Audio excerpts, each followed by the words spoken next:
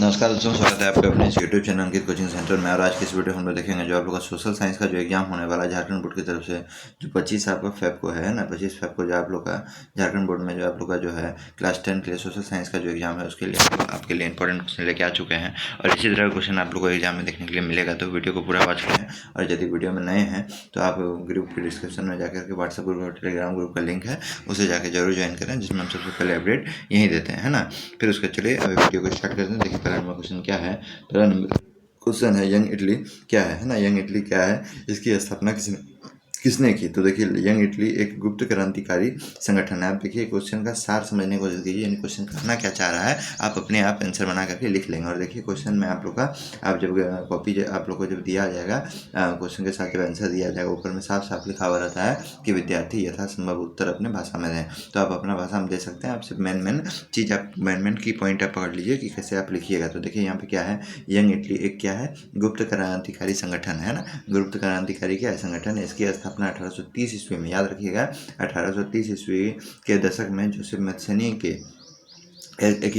Joseph मैथ्यूनी ने एकीकृत Italy के विचारों को प्रसारित करने के लिए किया था, है ना। तो यहाँ पे आपको इस तरह पूछ सकता है यंग इटली के संस्थापक कौन थे, तो जोसेफ मैथ्यूनी भी हो जाएगा, है ना। अब देखिए दांडी यात्रा का क्या महत्व है। देखिए 1 नंबर तो आपका इंपॉर्टेंट है ही, 31 नंबर इंपॉर्टेंट, 32 नंबर भी आपका देखिए बहुत महत्वपूर्ण क्वेश्चन है। अब देखिए दांडी यात्रा का क्या महत्व है ना। तो दांडी यात्रा 1930 ईस्वी द्वारा सविनय आगे आंदोलन को शुरू किया गया था, है ना। दांडी यात्रा जो है 1930 द्वारा सविनय आगे आंदोलन को क्या किया गया था, शुरू किया गया था दांडी यात्रा से। अब देखिए आपका नेक्स्ट क्वेश्चन बहुत इंपॉर्टेंट क्वेश्चन है, मिट्टी संरक्षण के किन्हीं 2 उपयोग को लिखे, है ना। तो मिट्टी को संरक्षण करे बचाए रखने के लिए कोई 2 उपयोग आपको लिखना पड़ेगा। तो सबसे पहले लिखिएगा मिट्टी संरक्षण के उपाय निम्नलिखित हैं, डैश देख के लिखिएगा। 1 नंबर, है ना।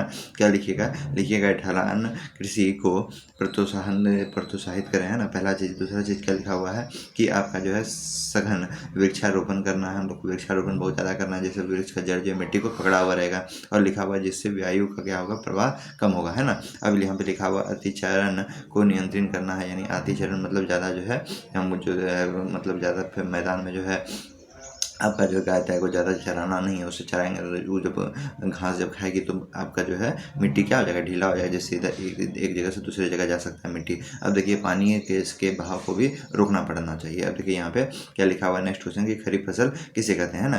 खरीफ फसल किसे कहते हैं, तो इसका आप उदाहरण याद कीजिएगा ना। आपको पूछ देगा चावल कौन सी फसल है, अजरा कौन सी फसल है। तो देखिए खरीफ फसल क्या होता है, खरीफ फसल मानसून के आगमन पर बोए जाने तथा सितंबर और अक्टूबर में काटी जाती है ना। देखिए मानसून जब आएगा तो खरीफ फसल को लगाया जाता है और सितंबर अक्टूबर में क्या कर दिया जाता है, काट लिया जाता है। उदाहरण के लिए चावल, मक्का, बाजरा और कपास हो जाएगा, ठीक है। नेक्स्ट क्वेश्चन देखिए आप लोग क्या है, नेक्स्ट क्वेश्चन आप लोग का 35 नंबर है कि भारतीय राष्ट्रीय कांग्रेस की स्थापना कब हुई थी और इसके संस्थापक कौन थे, है ना। तो इसके संस्थापक कौन थे आपको बताना है। तो भारतीय राष्ट्रीय कांग्रेस की स्थापना कब हुई थी, 1885 में हुई थी, इसको याद कर लीजिए। और इसके जो संस्थापक जो है एओम कौन है, एओम ह्यूम थे, है ना। एओम कौन थे, ह्यूम थे।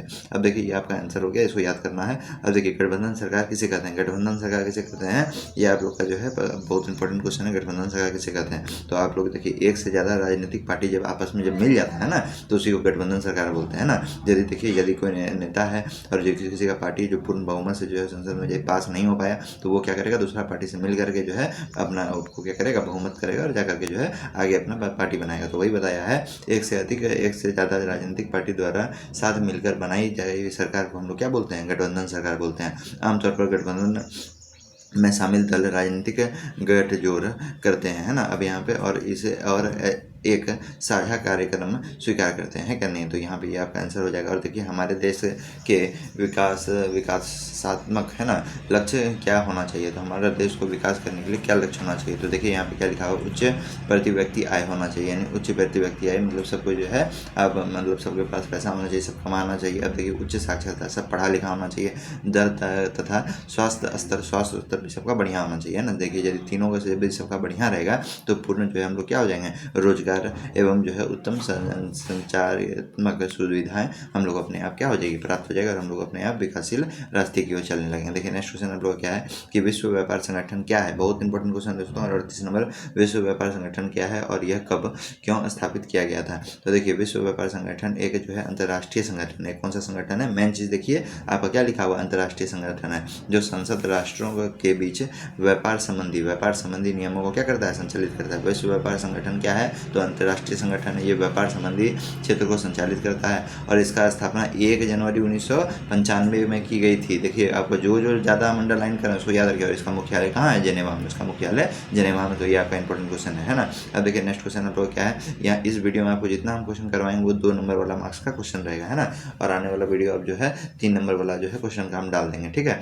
वो सबको पढ़ के जाइएगा, बहुत ज़्यादा इंपॉर्टेंट क्वेश्चन। SST को थोड़ा सा ज़्यादा करके पढ़ना है क्योंकि इसे आप बुक के अंदर से क्वेश्चन मिलता है क्या नहीं। और जो भी क्वेश्चन रहे उसको ज़रा सा एनालिसिस करके अपने से बनाने की कोशिश कीजिएगा। ये नहीं कि नहीं आता है छोड़ के आके, तो वो गलती नहीं करने का है। अब देखिए यहाँ पे निरंकुशवाद से आप क्या समझते हैं ना। निरंकुशवाद मतलब जिस पे कोई अंकुश नहीं लगा हुआ रहे, है ना। देखिए क्या लिखा हुआ था, ऐसा सरकार या शासन व्यवस्था जिसकी सत्ता पर किसी प्रकार का अंकुश नहीं हो, जिसके प्रकार पर किसी का अंकुश नहीं हो, ऐसी राजनीतिक सरकार को निरंकुश सरकार कहते हैं ना। जिस पर किसी प्रकार का अंकुश नहीं हो उसे क्या कहते हैं, राजनीतिक सरकार कहते हैं। जो अत्यधिक केंद्रीकृत फिर उसके सैन्य बल पर आधारित और जो है आपका जो है दमनकारी सरकारें होती है ना, उसी को हम लोग क्या कहते हैं, आपको निरंकुशवाद कहते हैं ना। अब देखिए यहाँ पे आपका जो है स्वराज से आप क्या समझते हैं। स्वराज से आप क्या समझते हैं, स्वराज का तात्पर्य ऐसे शासन व्यवस्था से है जो क्या, जैसे कि आपका जो है जैसे आपका जो है स्वसी ब्रिटेन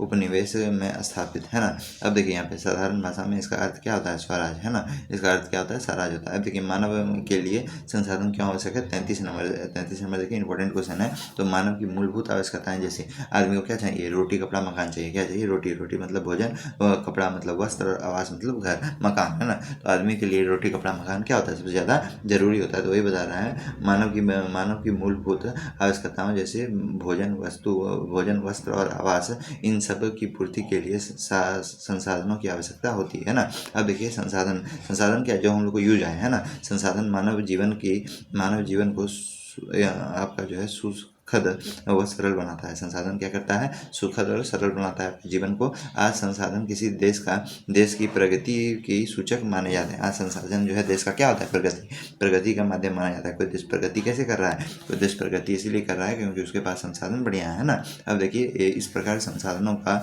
हमारे जीवन में बड़ा महत्व है। अब देखिए खनिज क्या है, आप साइंस में भी पढ़े होंगे, खनिज क्या है, सिस्टम भी दे दिया।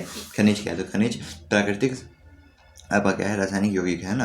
प्राकृतिक रासायनिक यौगिक है। इसके संघटक और आपका जो है संरचना स्वरूप में समानताएं पाई जाती है ना। ये शैली और जो है अयस्क के अवयव हैं। अब यहाँ पे इसमें क्या बताया, इसकी जो है उत्पत्ति भूमार्ग में हो रही वैज्ञानिक विभिन्न भूवैज्ञानिक प्रक्रियाओं के द्वारा हुई है ना। अब देखिए यहाँ पे 35 नंबर क्या बोल रहा है, राजनीतिक दल के कोई 2 कार्य लिखे हैं ना। राजनीतिक दल का क्या करना है, 2 कार्य लिखना है। तो लिखिएगा, सत्ता दल का निर्माण करता है। राजनीतिक दल क्या करता है, सत्ता दल का निर्माण करता है और जन कल्याण कार्य को जनता तक पहुँचाता है ना। और जन कल्याण के कार्य को क्या करता है, जनता तक पहुँचाता है। 35 नंबर इंपॉर्टेंट है। और 6 नंबर देखिए क्या लिखा हुआ है कि आपका जो है विरोधी दल मतलब क्या हुआ, विरोधी दल जो सरकार जो भी केंद्र में अभी जो है जिसका अभी जो है शासन चल रहा है, और उसका जो शासन और उसके विपरीत में जो सत्ता वाला जो पार्टी है उसको हम लोग क्या बोलेंगे, विरोधी दल बोलेंगे। तो यहाँ पे बताया गया है विरोधी दल सरकार की नीति की आलेख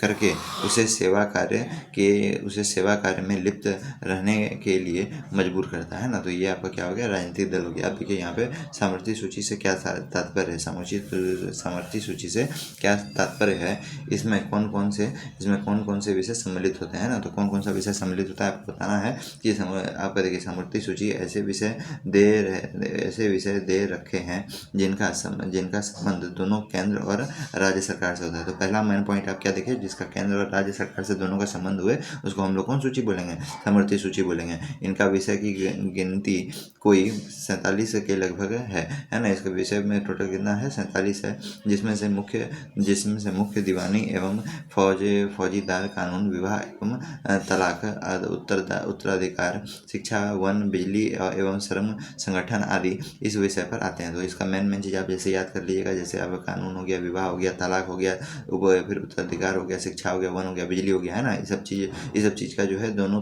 पास किसके पास अधिकार रहता है? एक केंद्र सरकार के पास भी, एक राज्य सरकार के पास भी। अब यहाँ पे बताया इस विषय पर दोनों तथा राज्यों की सरकारें कानून बना सकती है ना, परंतु विवाह के समय का केंद्र द्वारा बनाया गया कानून ही माना जाता है ना, माना जाता है, अब मान्य होता है। अब देखिए यहाँ पे साक्षरता दर क्या है? साक्षरता दर क्या होता है? साक्षरता दर से क्या अभिप्राय है? तो देखिए 7 वर्ष और इसके अधिक आयु के लोग साक्षर जनसंख्या के अनुपात में उनको साक्षरता दर कहते हैं। जिसका उम्र 7 साल से ज़्यादा होता है उसको हम लोग किसके दर में देखते हैं? साक्षरता दर में देखते हैं ना। अब देखिए यहाँ पे देखिए बताया गया है कि उदासीकरण से आप क्या तात्पर्य है ना, उदारीकरण, उदारीकरण से आपका जो है क्या था? अभी साइंस पढ़ा के आए ना अभी एग्जाम, इसीलिए अभी जो है उदारीकरण निकल जाता है। देखिए यहाँ पे उदारीकरण क्या है? तो उदारीकरण जो है उदारीकरण क्या है? सरकार द्वारा अवरोध अथवा प्रतिरोध को हटाने की प्रक्रिया, अवरोध तथा प्रतिरोध को हटाने की प्रक्रिया को हम लोग क्या करते हैं? आपको उदारीकरण करते हैं ना। क्या करते हैं? उदारीकरण करते हैं। तो ये आपका जो है 2 नंबर वाला आने वाला जो है प्रश्न था, है ना, जिसमें आपको जो है जितना आने का जो संभावना था उसको हम आपको वीडियो में करवा दिए हैं। तो मिलते हैं नेक्स्ट वीडियो में। जय हिंद, जय भारत।